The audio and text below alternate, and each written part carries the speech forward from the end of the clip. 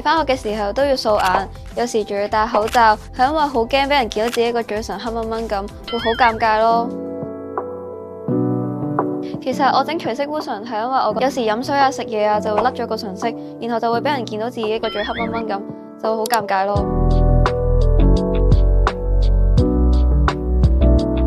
其實一開始咧，我係好驚嘅，因為我好驚會有嗰種好俾針拮嘅感覺啦。但係瞓咗上去之後，嗰個紋手師姐姐都好溫柔，咁又唔會好痛啦，基本上係冇痛楚咁滯。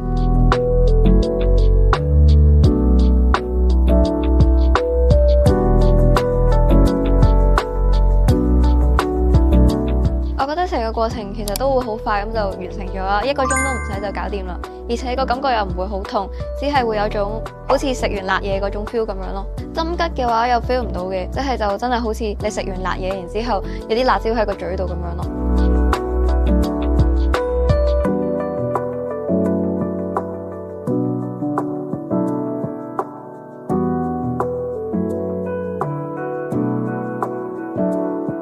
如果想一瞓醒就即刻有個靚唇，就快啲過嚟韓秀美啦！